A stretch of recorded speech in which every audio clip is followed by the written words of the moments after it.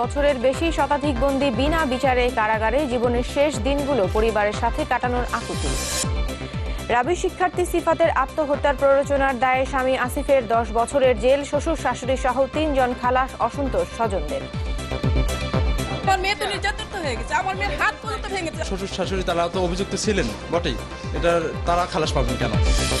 ধর্মঘট প্রত্যাহারের ঘোষণার পরও খুলনা বিভাগে চলছে না যানবাহন, শ্রমিক নেতাদের মধ্যে বিভক্তি, যাত্রী ভোগান্তি চরমে। There's a mistake. Moonlight, you guys won Best Picture. Moonlight, Best Picture. ভুল আর চমকে 89তম অস্কার ঘোষণা, সেরা চলচ্চিত্র মুনলাইট। জমকালো অনুষ্ঠানে সমালোচনায় বিদ্ধ ট্রাম্প।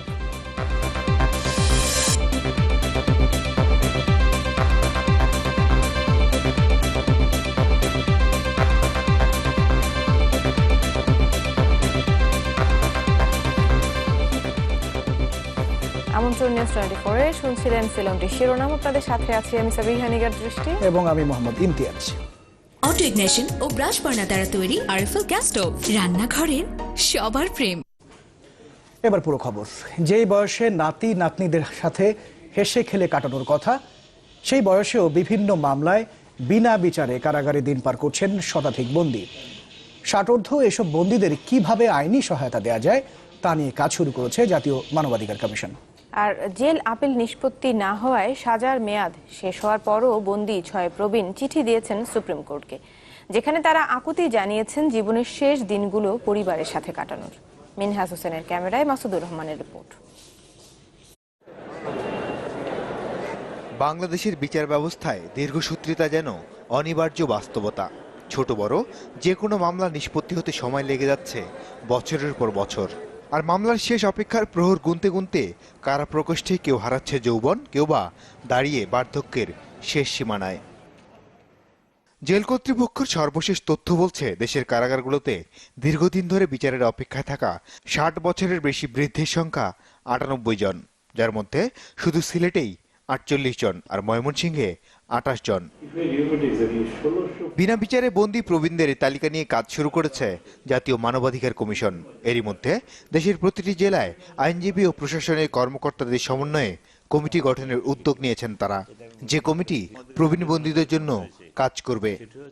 বৃদ্ধ যে সমস্ত মানুষেরা রয়েছে আর কি, তাদের মধ্যে এরা কতদিন ধরে এমনি করে প্রলম্বিত বিচারের কারণে বা বিনা বিচারে কতদিন ধরে এরা জেলখানা আছে তার সংখ্যা আমরা জানতে চেয়েছিলাম। এখন থেকে আমাদের উদ্দেশ্য হচ্ছে যে আমরা প্রতি জেলায় জেলায় জেলা জজ সাহেবদেরকে এবং ডিসি সাহেবদেরকে আমরা চিঠি লিখব, প্রত্যেকটা ভুক্তভোগী যেন আইনি সহায়তা পায় সেটা আমরা নিশ্চিত করার চেষ্টা করছি। গত 30 জানুয়ারি প্রধান বিচারপতি ঢাকা কেন্দ্রীয় কারাগার পরিদর্শনে গিয়ে খোঁজ নেন প্রবীণ বন্দীদের। তার আশ্বাসের প্রেক্ষিতে 6 জন প্রবীণ বন্দী মুক্তি চেয়ে সুপ্রিম কোর্টের কাছে চিঠি লেখেন গত 15 ফেব্রুয়ারি। যাদের কয়েকজন নিম্ন আদালতের রায়ে এরই মধ্যে সাজা কেটেছেন 25 থেকে 30 বছর। বর্তমানে তাদের জেল আপিল উচ্চ আদালতে নিষ্পত্তির অপেক্ষায় রয়েছে। চিঠিতে তারা লিখেছেন জীবনের শেষ কটা দিন পরিবারের সাথে কাটাতে চান তারা। তাদেরকে আমি বলবো যে তারা যেন একটা বেইল পিটিশন করে এবং নিজেরা যদি সক্ষম না হন আর্থিকভাবে, সেই জন্য সরকারই কিন্তু আইনগত সহায়তা দেওয়ার জন্য প্রত্যেক জায়গাতে ব্যবস্থা করা আছে এবং জেলাটাও জানে এটা।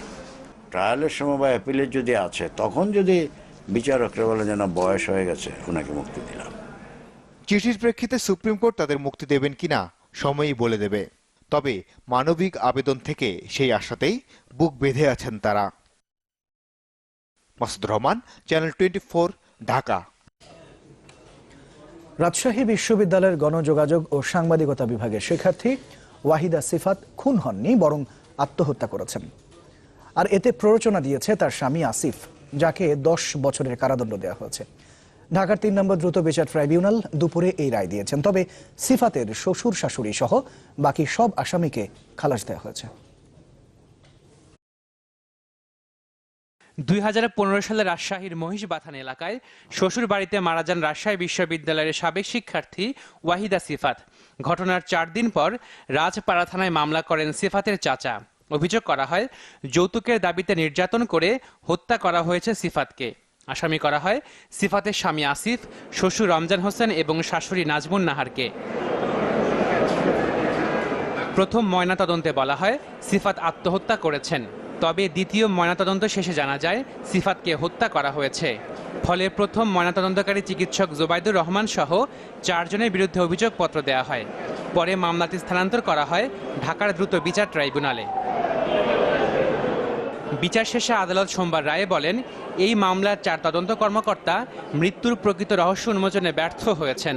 তারা দ্বিধায় ছিলেন। এছাড়া তদন্ত প্রতিবেদন ছিল সন্দেহজনক, কারণ যৌতুকের কারণে সিফাতকে নির্যাতন করে হত্যা করা হয়েছে এমন কোনো প্রমাণ মেলেনি। তাই আদালতের পর্যবেক্ষণ সিফাতকে খুন নয়, বরং তিনি আত্মহত্যা করেছেন। আর এতে প্ররোচনা দেয় স্বামী আসিফকে 10 বছর কারাদণ্ড দেন আদালত। খালাস দেয়া হয় অন্য 3 জনকে। রাষ্ট্রপক্ষের আইনজীবীদের দাবি, অভিযোগ প্রমাণে তারা ব্যর্থ হয়েছেন, এমন অভিযোগ সঠিক নয়। আমরা প্রমাণ করতে সক্ষম হয়েছি যেটা একটা হত্যাকাণ্ড, এটা homicidal in nature, not suicidal in nature. রাষ্ট্রপক্ষ আমরা রায়ের পূর্ণাঙ্গ কপি পেয়ে বিশ্লেষণ করে তারপর আমরা সিদ্ধান্ত নেব, তা আপিল করার সম্ভাবনা আছে। তবে রায়ে মিশ্র প্রতিক্রিয়া জানিয়েছে আসামি পক্ষের আইনজীবীরা। আমরা ন্যায় বিচার পেয়েছি এবং 1 নম্বর আসামিকে যে 10 বছরের সাজা দিয়েছে সেই সাজার বিপক্ষে আমরা উচ্চ আদালতে যাব এবং সেখানে আমরা ন্যায় বিচার পাবো। এদিকে সিফাতের পরিবার এখনো বিশ্বাস করে তাদের মেয়েকে নির্যাতন চালিয়ে হত্যা করা হয়েছে। আমার মেয়ে তো নির্যাতিত হয়ে গেছে, আমার মেয়ের হাত পর্যন্ত ভেঙেছে, আমার মেয়ে মাথায় দাগ ছিল, আমার মেয়ের থুতনির নিচে দাগ ছিল, এখানে ছিল জখম ছিল, এগুলো গেল কোথায়, শরীরে দাগ ছিল, আমার মেয়ের হাতটা পর্যন্ত ভেঙে দিয়েছে তারা, হাত মোচড় দিয়ে, হাত তার ব্যালেন্স ছিল না ধোয়ার পরে এমন অবস্থা। আত্মহত্যার পক্ষে তারা কোনো কিছু বার্ডেন অফ প্রুফ ছিল তাদের উপর, তারা কোনো কিছু প্রমাণ করতে পারেনি। ওয়াহিদা সিফাতের 2 বছরের একটি ছেলে রয়েছে, যে এখন থাকছে তার দাদা এবং দাদির কাছে। আশাকিন প্রিন্স, চ্যানেল 24, ঢাকা। এদিকে সিফাত হত্যা মামলার রায়ে সন্তুষ্ট নয় রাজশাহী বিশ্ববিদ্যালয়ের গণযোগাযোগ ও সাংবাদিকতা বিভাগের শিক্ষার্থীরা। তাদের দাবি, আইনের ফাঁক গলে খালাস পেয়েছেন অভিযুক্তরা। রাসেল মুস্তাফিজের রিপোর্ট আর ছবি তুলেছেন আক্তারুজ্জামান। সিফাতের মৃত্যুর রায় নিয়ে অসন্তোষ রাজশাহী বিশ্ববিদ্যালয়ের গণযোগাযোগ ও সাংবাদিকতা বিভাগের শিক্ষার্থীদের মধ্যে। তাদের দাবি, ন্যায় বিচার পায়নি সিফাতের পরিবার। যদি এটাকে রায়ে আত্মহত্যাই বলা হয় তাহলে যে কোনো একটা রিপোর্ট তো ভুল হবে, সে সম্পর্কে আমরা পরিষ্কার কোনো বার্তা পাইনি। শ্বশুর শাশুড়ি তারা তো অভিযুক্ত ছিলেন বটেই, তারা খালাস পাবেন কেন? অভিযুক্ত চিকিৎসক কিংবা চার্জশিটভুক্ত আসামিদের এভাবে খালাস পাওয়ার বিষয়টি রহস্যজনক, দাবি শিক্ষার্থীদের। তাকে যদি একটা দৃষ্টান্তমূলক শাস্তির আওতায় নিয়ে আসা যেত তাহলে পরবর্তীতে হয়তো অন্য কোনো চিকিৎসক এ ধরনের কাজ আর করতো না। এটা কিভাবে আত্মহত্যা হয়, আমরা তো পরবর্তীতে ডক্টরের রিপোর্টে উঠে এসেছে এটা একটা হত্যাকাণ্ড ছিল। শিক্ষকদের মতে আইনি ফাঁক দিয়ে খালাস পেয়েছেন অভিযুক্তরা। এই বিচার প্রক্রিয়ার কোনোখানে কোনোভাবে প্রভাব আছে কিনা তা আমরা বলতে চাই না, কিন্তু কোনো না কোনোভাবে কোনো জায়গায় ফাঁক থেকেছে। পরবর্তীতে এটাকে আসলে এটা যে তাকে হত্যা করা হয়েছে সেটাই আমরা ময়নাতদন্তের রিপোর্টে দেখেছিলাম, কিন্তু রায়ে সঠিকভাবে বাস্তবায়ন হয়েছে বলে এটা আমরা দেখতে পাচ্ছি না। রাসেল মুস্তাফিজ, চ্যানেল 24, রাজশাহী। ইউরোপিয়ান প্রযুক্তিতে তৈরি আনোয়ারের A1 পাইপ মাটির 1200 ফুটের বেশি গভীর পর্যন্ত চাপ নিতে সক্ষম। বছরের পর বছর পার, নো টেনশন। আনোয়ারের A1 বোরিং পাইপ, চাপের বাপ। সুনামগঞ্জের ছাতকে ওয়াজ মাহফিলকে কেন্দ্র করে মাদ্রাসার 2 গ্রুপের দফায় দফায় সংঘর্ষে 1 জন নিহত হয়েছেন, আহত হয়েছেন শতাধিক। পুলিশ জানায়, ছাতকের গণেশপুর মাদ্রাসার কমি ও জালালিয়া মাদ্রাসার ফুলতলি সমর্থকদের মধ্যে কয়েকদিন ধরেই উত্তেজনা চলছিল। এরই জেরে দুপুরে ওয়াজ মাহফিলকে কেন্দ্র করে সংঘর্ষে জড়ায় 2 পক্ষ। এতে ওই এলাকার রণক্ষেত্রে পরিণত হয়। পরিস্থিতি নিয়ন্ত্রণে বেশ কয়েক রাউন্ড ফাঁকা গুলি ও কাঁদনে গ্যাস ছোড়ে পুলিশ। সংঘর্ষে আহতদের স্থানীয় হাসপাতালে ভর্তি করা হয়েছে, আর গুরুতর কয়েকজনকে নেওয়া হয়েছে সিলেট ওসমানী মেডিকেল কলেজ হাসপাতালে।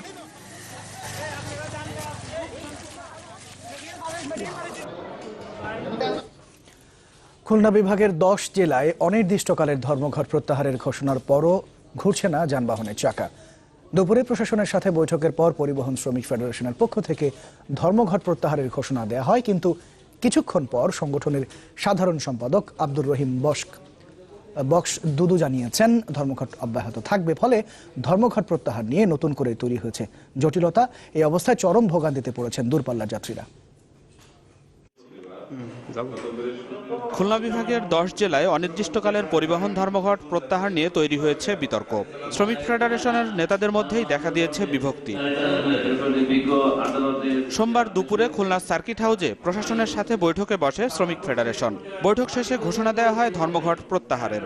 বিষয়টি নিশ্চিত করেন খুলনা মোটর শ্রমিক ইউনিয়নের সাধারণ সম্পাদক জাকির হোসেন ও বিভাগীয় কমিশনার ফারুক হোসেন। আমাদের যারা এখানে শ্রমিক এবং মালিক পক্ষ যারা ছিল তারা বিস্তারিত আলোচনা করে তারা সিদ্ধান্ত নিয়েছে যে আমাদের খুলনা বিভাগের যে পরিবহন ধর্মঘট আছে তারা তাৎক্ষণিকভাবে এখনই প্রত্যাহার করে নিলেন। ওনাদের আশ্বাস এবং ওনাদের কথাবার্তা আমরা খুবই সন্তুষ্ট এবং আমাদের অভ্যন্তরীণ যে রুটগুলো ছিল আমরা কেন্দ্রের সাথে কথা বলছি। আমরা এই অভ্যন্তরীণ রুটগুলোকে এখনই মিটিংয়ের পরে যে আমরা ধর্মঘটটা প্রত্যাহার করে নিচ্ছি। তবে বিকেলে ফেডারেশনের সাধারণ সম্পাদক আব্দুর রহিম বক্স দুদু ঢাকা থেকে টেলিফোনে জানান ধর্মঘট অব্যাহত থাকবে। কর্মসূচি আমরা দিচ্ছি, আমরা না বললে কর্মসূচি প্রত্যাহার হয়? শুধু শহরে ইজি বাইক, বেবি ট্যাক্সি বন্ধ ছিল, ওগুলি চালানোর জন্য ডিসি সাহেব আর জেলা প্রশাসক হারুন ভাই উনি অনুরোধ করছিল। আমি বলছিলাম যে ঠিক আছে ছোট গাড়িগুলি চলুক, শহরে মানুষের কষ্ট। এদিকে দ্বিতীয় দিনের মতো ধর্মঘটে যাত্রীদের দুর্ভোগ পৌঁছায় চরমে। ভোগান্তির শিকার হন শিক্ষার্থী, সরকারি বেসরকারি চাকরিজীবী সহ বিভিন্ন শ্রেণী পেশার মানুষ। গাড়ি চলছে না, যেই কারণে আমি যেতে পারছি না। আমার দাদি মারা গেছে গতকালকে। আসলে সরকারের প্রত্যেকটা রায়ের প্রতি আমাদের শ্রদ্ধাশীল থাকা উচিত। আসলে প্রতিবাদটা অন্য ভাষায় হলে ভালো হতো। অচলাবস্থা দেখা দিয়েছে ব্যবসা বাণিজ্যেও। বেশি বিপাকে পড়েছেন কাঁচা পণ্যের ব্যবসায়ীরা। চাষিরা চরম বিপাকে আছে, মাল তুলে বাইরে পাঠাতে পারছে না। আলু এবং পেঁয়াজ বাইরে পাঠানোর দরকার। শ্রমিক ধর্মঘটের কারণেই আমরা খুব অসুবিধার সম্মুখীন হচ্ছি। খুলনার 10 জেলার সাথে সংহতি জানিয়ে মাদারীপুরেও শুরু হয়েছে পরিবহন ধর্মঘট। সড়ক দুর্ঘটনায় মিশুক মনির ও তারেক মাসুদ সহ 5 জন নিহতের ঘটনায় বাস চালক জামিরকে যাবজ্জীবন কারাদণ্ড দেয়ায় এই কর্মসূচির ডাক দেয়া হয়। নাজমুস সাকিব, চ্যানেল 24। এ নিয়ে আরো খবরাখবর জানাতে খুলনা থেকে সরাসরি যোগ দিচ্ছেন মামুন রেজা। মামুন, এক পক্ষ তো বলছে ধর্মঘট প্রত্যাহার, আরেক অন্য পক্ষ বলছে যে না। তো আসল ঘটনা আপনার কাছে জানতে চাই, আর সাধারণ মানুষের ভোগান্তির খবরাখবর একটু জানাবেন।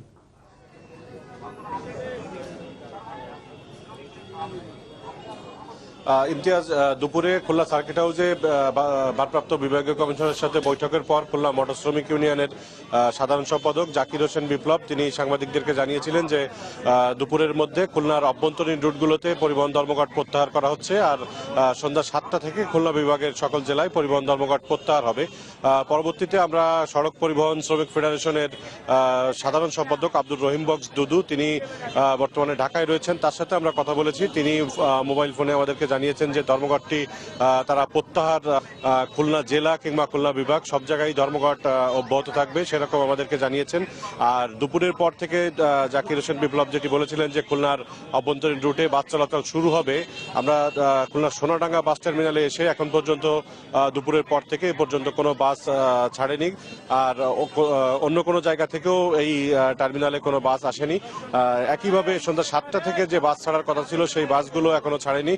এখানকার দুইজন শ্রমিক নেতার দুই ধরনের বক্তব্যে আসলে যারা চালক, পরিবহন চালক এবং শ্রমিক রয়েছেন তারাও কিছুটা বিভ্রান্তিতে পড়েছেন যে তারা বাস ছাড়বেন কিনা তা নিয়ে দ্বিধাদ্বন্দ্বে রয়েছেন, যে কোথাও বাস ছাড়লে কোথাও হামলা কিংবা প্রতিবন্ধকতার সম্মুখীন তারা হন কিনা সেই বিষয়টি নিয়ে তারা উদ্বিগ্ন রয়েছেন। তবে একটি পরিবহনে আমরা শুধু দেখেছি যে পর্যটক পরিবহন, সেটিতে যাত্রীদেরকে কয়েকজন যাত্রীকে ওঠানো হয়েছে, ঢাকা রুটের যাত্রী। এছাড়া অন্য কোনো রুটের বাসেই যাত্রী ওঠানো হচ্ছে না কিংবা টিকিটও বিক্রি করা হচ্ছে না, বাস ছাড়েনি। এই অবস্থার মধ্যে এখানে রয়েছে। আর যাত্রীদের যে ভোগান্তি গতকাল ভোর থেকে ছিল সেই একই ভোগান্তি আছে। দূরপাল্লার যারা যাত্রী আছে তারা কোনোভাবেই যেতে পারছেন না। ইমতিয়াজ। মামুন, আপনাকে অনেক ধন্যবাদ। দর্শক, খুলনা থেকে কথা বলছিলেন সহকর্মী মামুন রেজা। টেকো নুডলস, সময়ে অসময়ে সব সময়। এবারে অস্কারের খবর। এবছর চলচ্চিত্রের সবচেয়ে মর্যাদাপূর্ণ পুরস্কার অস্কার জিতে নিল মুনলাইট। অবশ্য প্রথমে ভুল করে লা লা ল্যান্ড সিনেমার নাম ঘোষণা করা হয়েছিল, এজন্য ক্ষমাও চেয়েছে মার্কিন হিসাব নিরীক্ষা প্রতিষ্ঠান প্রাইস ওয়াটার হাউস কুপার। সেরা অভিনেতার পুরস্কার জিতেছেন Manchester by the sea Casey Affleck আর সেরা অভিনেত্রী লা লা ল্যান্ডের এমা স্টোন। এবার বিদেশি ভাষার সেরা চলচ্চিত্র ইরানি ছবি দ্য সেলসম্যান। শেষ ভালো যার সব ভালো তার, কিন্তু 89তম একাডেমিক অ্যাওয়ার্ড বা অস্কার শেষ হলো একটি ভুল দিয়ে। Moonlight best picture. সেরা চলচ্চিত্র মুনলাইটের বদলে নাম ঘোষণা করা হয় লা লা ল্যান্ডের। এর জন্য অবশ্য ক্ষমাও চান ঘোষক Warren Beti. I opened the envelope and it said Emma Stone, La La Land. Baby, I'm not good enough. Yes, you are. সেরা চলচ্চিত্র মুনলাইট হলেও সেরা পরিচালক লা লা ল্যান্ড সিনেমার ড্যামিয়ান শ্যাজেল। সেরা অভিনেত্রী সহ 6টি ক্যাটাগরিতে অস্কার জিতে নিয়েছে এই ছবিটি। ম্যানচেস্টার বাই দ্য সিতে অনবদ্য অভিনয়ের জন্য এবার সেরা অভিনেতা হয়েছেন ক্যাসি অ্যাফ্লেক। প্রথম কৃষ্ণাঙ্গ মুসলিম হিসেবে এবার অস্কার জিতেছেন মাহেরশালা আলী। পার্শ্ব অভিনেতা হিসেবে মুনলাইট চলচ্চিত্রে অভিনয়ের জন্য এই অস্কার জিতে নেন মাহের।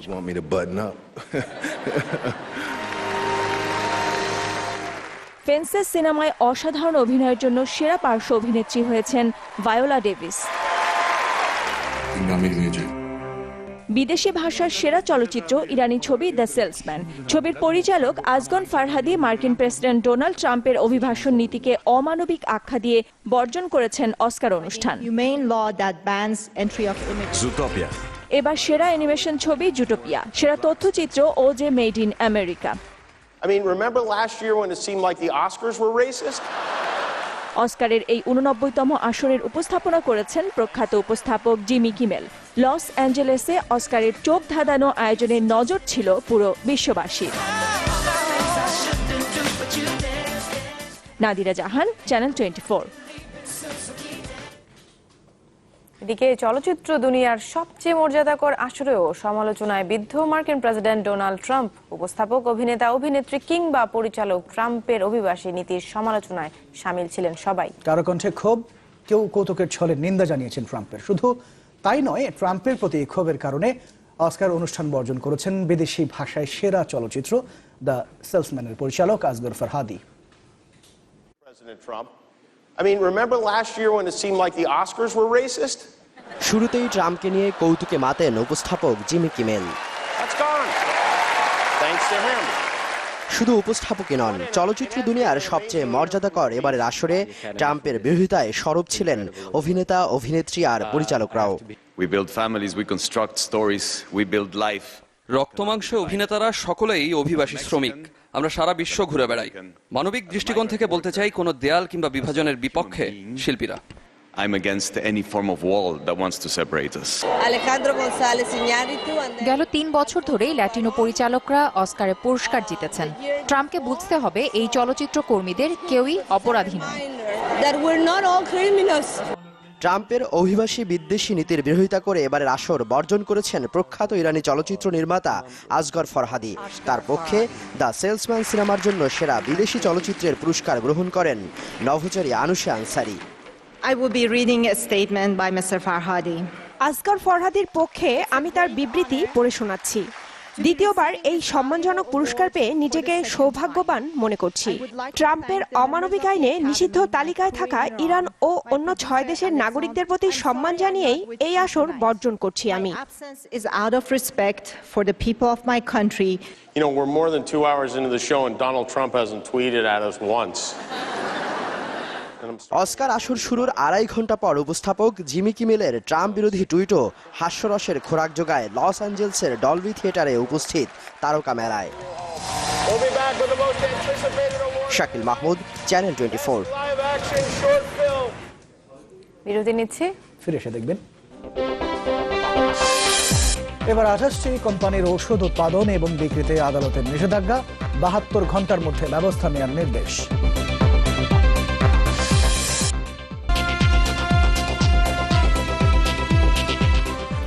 আমন্ত্রণ আরেকবার। দেখছেন নিউজ 24। দায়িত্বরত কর্মকর্তাকে কাজে বাধা কিংবা মাছ ধরার নৌযানের ক্ষতি করলে সর্বোচ্চ শাস্তি 3 বছরের জেল অথবা 5 লাখ টাকা জরিমানার বিধান রেখে সামুদ্রিক মৎস্য আইনের খসড়ার নীতিগত অনুমোদন দিয়েছে মন্ত্রিসভা। প্রধানমন্ত্রী শেখ হাসিনার সভাপতিত্বে অনুষ্ঠিত মন্ত্রিসভার বৈঠকে এই অনুমোদন দেওয়া হয়। এছাড়া বৈঠকে যুব বিষয়ক নীতি ও উদ্ভাবনী পরিকল্পনা প্রণয়নের পাশাপাশি নির্বাহী কাউন্সিলের হাতে ডিগ্রি প্রদানের ক্ষমতা দিয়ে জাতীয় যুব নীতির খসড়ারও অনুমোদন দেওয়া হয়। তবে এক্ষেত্রে অবশ্যই অনুমোদন নিতে হবে বিশ্ববিদ্যালয় মঞ্জুরি কমিশনের কাছ থেকে। সভায় কসোভোকে স্বাধীন ও সার্বভৌম রাষ্ট্র হিসেবে আনুষ্ঠানিক স্বীকৃতির প্রস্তাবও অনুমোদন দেওয়া হয়।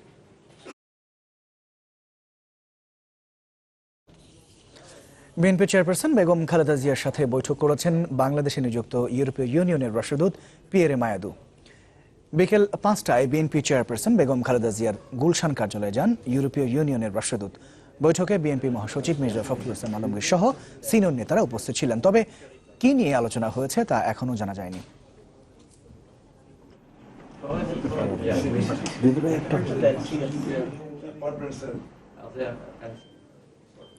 নিম্নমানের অ্যান্টিবায়োটিক, স্টেরয়েড ও ক্যান্সারের ওষুধ উৎপাদন করা 28টি কোম্পানির উৎপাদন ও বিক্রি বন্ধের উপর নিষেধাজ্ঞা জারি করেছেন হাইকোর্ট।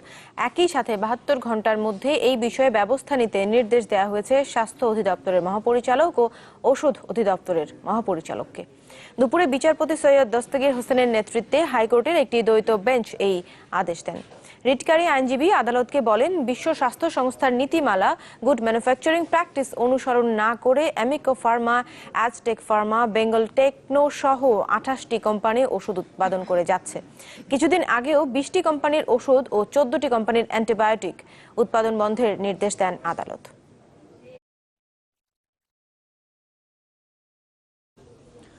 দুর্নীতির টাকা তুলতেই জনগণের উপর গ্যাসের দামের বাড়তি বোঝা চাপিয়ে দিয়েছে সরকার। দুপুরে রাজধানীর তোপখানায় সংবাদ সম্মেলনে এই অভিযোগ করেন গণতান্ত্রিক বাম মোর্চার নেতারা। তাদের দাবি হলো, কোনো বিবেচনায় এই সেবা খাতের মাসুল বাড়াতে পারে না সরকার। শুধু সরকারের স্বার্থ রক্ষায় আইন ভঙ্গ করে জনগণের উপর এই দায় চাপিয়েছে এনার্জি রেগুলেটরি কমিশন। নেতারা জানিয়েছেন, রাজধানীতে আগামীকাল আধাবেলার হরতালে অন্যান্য রাজনৈতিক দল সমর্থন দিলেও বাম মোর্চা আলাদাভাবে কর্মসূচি পালন করবে। পাশাপাশি এই হরতালে সাধারণ মানুষও সমর্থন দেবে বলে মনে করে গণতান্ত্রিক বাম মোর্চা।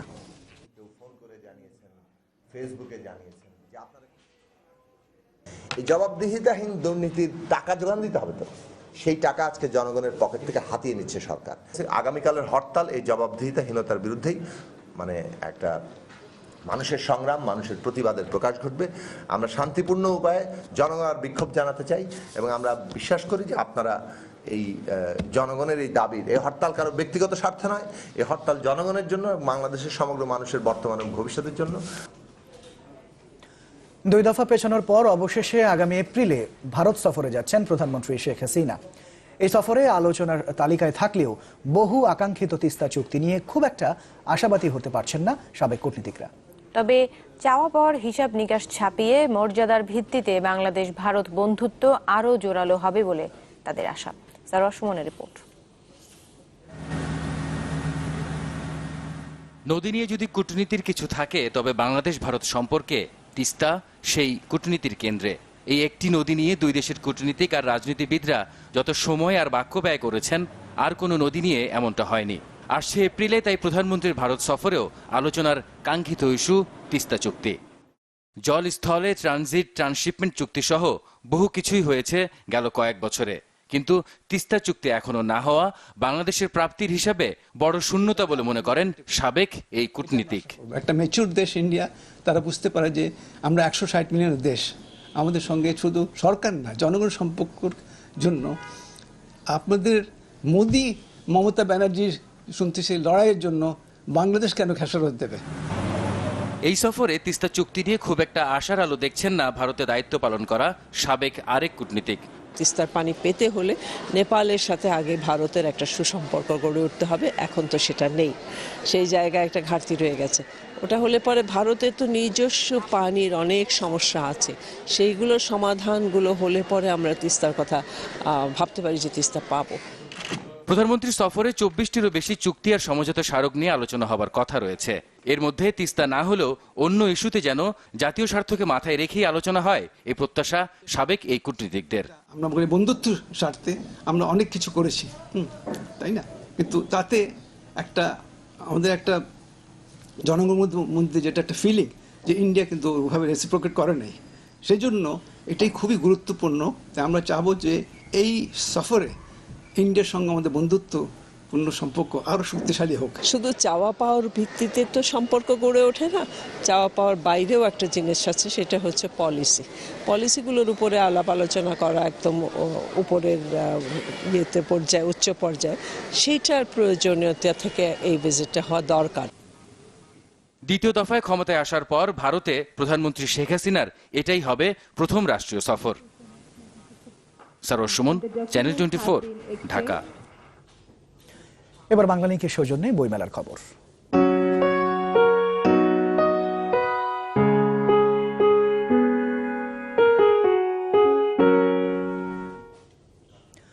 দর্শক, বইমেলার খবর জানাতে সরাসরি যোগ দিচ্ছেন জিনিয়া কবির সূচনা। সূচনা, কাল তো পর্দা নামছে মাসব্যাপী প্রাণের উৎসবের, তো শেষ দিকে ভিড় কেমন দেখছেন? ইমতিয়াজ, আসলে আজ রাতটা পোহালেই তো অমর একুশে গ্রন্থমেলা পর্দা নামবে আগামীকাল।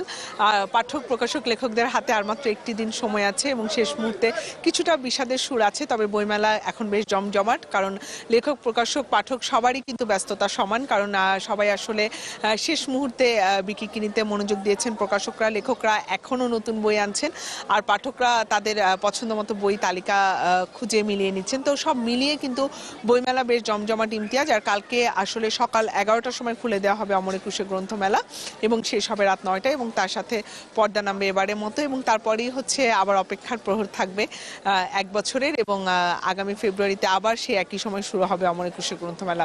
সব মিলিয়ে আসলে ইমতিয়াজ এখন সন্ধ্যা কিন্তু বেশ জমজমাট অমর একুশে গ্রন্থমেলা, এবং সবাই আসলে এখনো বইমেলায় আসছে এবং তালিকা মিলিয়ে বই কিনছে। এই ছিল ইমতিয়াজ আমার কাছে এখনকার মতো। আপনাকে অনেক ধন্যবাদ। দর্শক, বইমেলার খবর জানাচ্ছিলেন জিনিয়া কবির সূচনা। সময় হলো আরেকটা বিরতির। ফিরে এসে থাকছে। টাকা জমা দিয়েও 4 বছর ধরে চট্টগ্রামে গ্যাস সংযোগ পাচ্ছেন না 25,000 আবেদনকারী। শিগগিরই না পেলে আন্দোলনের ঘোষণা।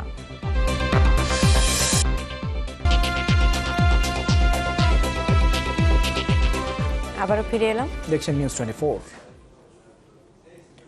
বাল্যবিবাহের ক্ষেত্রে বিশেষ বিধান শুধু মেয়েদের জন্য নয়, ছেলেদের জন্য প্রযোজ্য হবে, এমন বিধান রেখে সংসদে পাশ হলো বাল্যবিবাহ নিরোধ বিল 2017।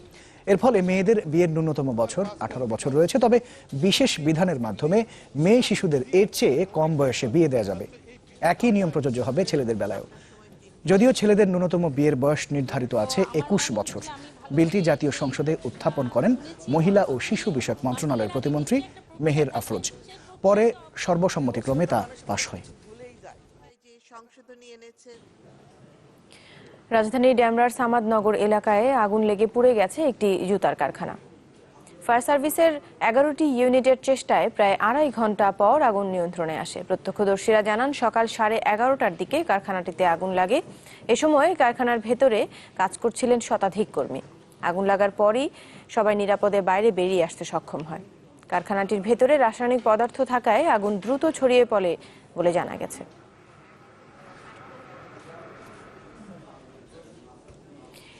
একদিকে গ্যাসের তীব্র সংকট, আরেকদিকে সংযোগের জন্য হাহাকার চলছে বন্দরনগরী চট্টগ্রামে।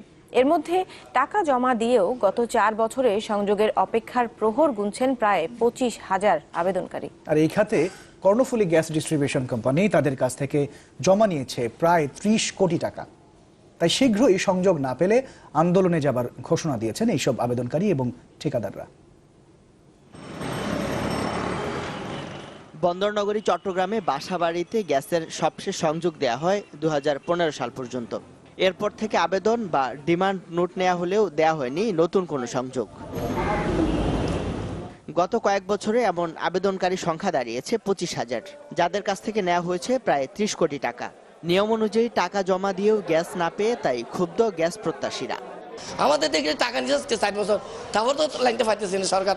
আমাদের অপরাধ কি? সরকারের কাছে ভোট দিয়ে কিস্তির থেকে টাকা নিয়ে টাকা দিছি যে সরকারের কাছে জমা, তাই আর বাজে গ্যাস কোন দিলে আর মানে খুশি হইও। দীর্ঘদিন ধরে গ্যাস না পেয়ে এবার মাঠে নেমেছেন এসব আবেদনকারী। সোমবার আয়োজিত সংবাদ সম্মেলনে তারা বলেন, একদিকে দিনের অধিকাংশ সময় গ্যাস না থাকার পরও বাড়িয়ে দেয়া হয়েছে দাম, অন্যদিকে টাকা নিয়ে দেয়া হচ্ছে না সংযোগ। হঠাৎ করে গ্যাস বিদ্যুতের দাম বৃদ্ধি করার জন্য একটা অযৌক্তিক সিদ্ধান্ত নিয়েছেন। যেখানে গ্যাসই সরবরাহ হচ্ছে না, মানুষ চুলা জ্বলতেছে না, সেখানে কিভাবে তারা এই অযৌক্তিক সিদ্ধান্ত বিদ্যুৎ এবং গ্যাসের মূল্য বৃদ্ধির সিদ্ধান্ত নিয়েছে, সেটা আজকে সাংবাদিক সম্মেলন থেকে আমরা তার তীব্র প্রতিবাদ জানাই। নিয়ম অনুযায়ী আবেদনের টাকা গ্রহণের 18 কার্যদিবসের মধ্যে সংযোগ দিতে হয়, কিন্তু বছরের পর বছর বসে থেকেও সংযোগ না পেয়ে এখন আন্দোলনে নামার হুঁশিয়ারি দেওয়া হয় সংবাদ সম্মেলনে। দ্রুত সময়ের মধ্যে গ্যাস সংযোগ, কর্ণফুলী গ্যাস সংযোগ না দিলে, কর্তৃপক্ষ গ্যাস সংযোগ না দিলে আমরা সুবিধা বঞ্চিত গ্রাহকদের নিয়ে তীব্র আন্দোলনের কর্মসূচি দিতে বাধ্য হব। বন্দরনগরী চট্টগ্রামে বর্তমানে গ্যাসের আবাসিক গ্রাহক আছেন প্রায় 6 লাখ। ইমদাদুল হক, চ্যানেল 24, চট্টগ্রাম। সময় হলো আবারও বিরতির, এরপর যা থাকবে। শ্রীলঙ্কায় সিরিজ খেলতে ঢাকা ছাড়ল বাংলাদেশ দল। অধিনায়কের জয়ের প্রত্যাশা ছড়িয়ে পড়ল সতীর্থদের কণ্ঠে।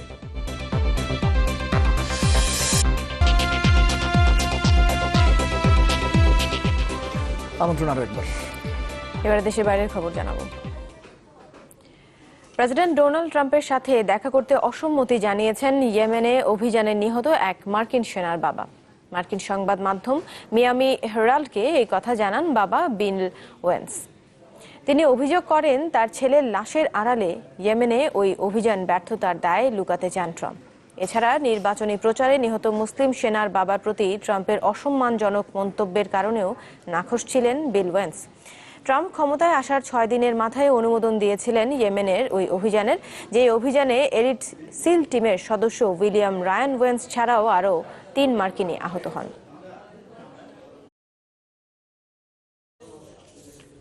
আফগানিস্তানের উত্তরাঞ্চলে মার্কিন জোটের বিমান হামলায় কয়েকদিন আগে তালেবানের এক জ্যেষ্ঠ নেতা সহ 8 জন নিহত হয়েছেন। সশস্ত্র গোষ্ঠীর পক্ষ থেকে আজ এই তথ্য নিশ্চিত করা হয়েছে। কুন্দুজ শহরে মোল্লা আব্দুল সালাম আখন্দ নামের ওই তালেবান নেতা গাড়িতে করে যাওয়ার সময় এই হামলা শিকার হন। 2015 সালে কুন্দুজ শহরটি আখন্দের নেতৃত্বেই তালেবানদের দখলে যায়। এর আগে আফগান কর্তৃপক্ষ বেশ কয়েকবার তার নিহত হবার খবর দিল। এবারই তালেবানের পক্ষ থেকে এই খবর নিশ্চিত করা হয়েছে। মার্কিন সেনাবাহিনীর পক্ষ থেকে হামলা চালানোর কথা বলা হলেও হতাহতের খবর জানানো হয়নি।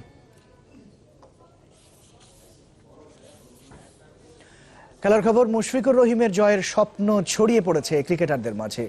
তাই তো লঙ্কা অভিযানের আগে অধিনায়কের সুরে তাল মিলিয়েছেন রাব্বি মেহেদী সৌম্য। পূর্ণাঙ্গ সিরিজ খেলতে এখন শ্রীলঙ্কায় টিম বাংলাদেশ। একই সঙ্গে 100তম টেস্ট স্মরণীয় করে রাখার প্রত্যয় ক্রিকেটার টিম ম্যানেজমেন্টের কণ্ঠে। পিএসএল এর জন্য শ্রীলঙ্কায় যোগ দেওয়ার কথা থাকলেও দলের সঙ্গে দেশ ছড়েছেন সাকিব আল হাসান এবং মাহমুদুল্লাহ। ফিরেছেন তামিম ইকবালও, তবে মঙ্গলবার রওনা হবেন তিনি। 7 মার্চ গল টেস্ট দিয়ে শুরু হবে বাংলাদেশের শ্রীলঙ্কা অভিযান। সফরে 2 টেস্ট, 3 ওয়ানডে আর 2 টি-20 খেলবে টিম বাংলাদেশ।